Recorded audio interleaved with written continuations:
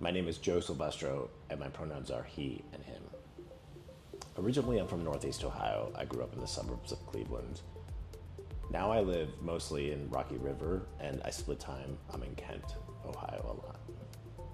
My civic engagement activities began when I was in high school, and the main fight then as an artist for me felt like censorship. So we started seeing things happen like restricted funding for certain types of art, and this was during the AIDS crisis of the 80s, so we saw a lot of kind of backlash against artists who were engaged with that kind of material. So I found myself becoming engaged with anti-censorship type work, and that discussion where people like Robert Mapplethorpe and Keith Haring and people like Jenny Holzer using language and signage and things like that to elevate the discourse. Civic engagement to me means stepping outside of your home or stepping outside of your place of employment and finding a way to promote or protect people who are historically disenfranchised. And for me, oftentimes that engagement takes place in urban areas, whether it's St. Louis or Newark, New Jersey, or New York City, here in Cleveland as well. It means kind of finding your community and raising awareness of the issues that might promote those kinds of disenfranchisements. Artistic activism means to me that you combine your role as sort of a member in society, somebody who's civically engaged, with your role as an artist of making something at a very basic level, so that the two become intertwined with each other to inform each other and to build on each other. And so it means maybe not just making art for art's sake, for example, but making art that you can use to help steer people to focus on an issue. That can be everything from creative signage or to the protesters that you see in Minneapolis wearing costumes, or Portland as well. It could be performative, it could be video, it could be object-oriented. But the whole idea is that you're not just looking at something that was made for the heck of it, but something that has a higher purpose, and the higher purpose being to bring the role as an activist you might have to a setting where people might be thinking they're just looking at art. I learned about More Than My Art simply through its own promotions on Instagram.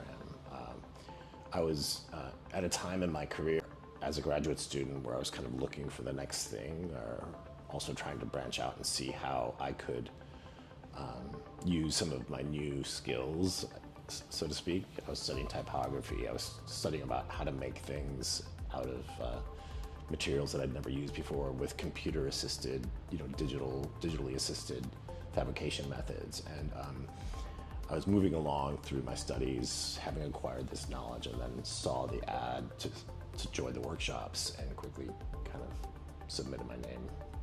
In More Than My Art, I was an attendee for 4 workshops, each one broken up into sometimes group discussion and meetings, sometimes a lecture, sometimes some element of presentation, which expanded my knowledge about the community itself, expanded my knowledge about some things that have been done in the past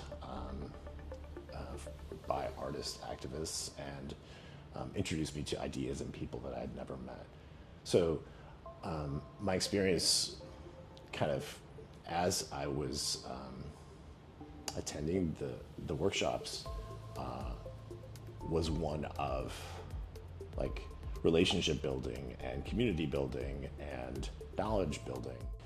All the while, like, I was getting ideas of like I could use this new side of myself, a graphic designer, to do this, or I could make something this way, but instead of focusing on putting something in a gallery, something could be useful in the community, etc. So after the More Than My Art workshops, I graduated to the Creative Impact Network, where a few of us were given a little bit of seed money to develop a game plan to make an asset, so to make kind of a work of art that demonstrated the knowledge gained from the More Than My Art workshops. It was a developmental project, so it wasn't like, well, we all got to the first meeting and knew what we were going to do. Some of us did, but others were like, well, let me think about what more can be done. Let's talk about it. So we kind of workshopped within our small group our own ideas. So we had mentors. There was mentorship, and there was more community building, and then there was a lot of talk about what issues mattered the most. And so I got to the point where I knew that voting was my issue. And I got to the point where I was not quite sure how to express that idea of the importance of voting in an object and an asset.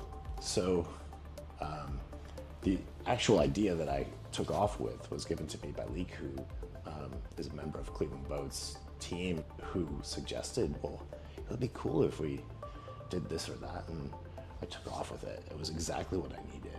So the idea of my work was to put a replica of a voting machine that was constructed using a digitally assisted device and my drawing of something I saw on the internet of what they look like, and put it on a box, make an emblem, and put that box on a bike trailer so that I could ride around town and educate people, especially those in Ward 5, who were having their voting disrupted, about voting machines. Now,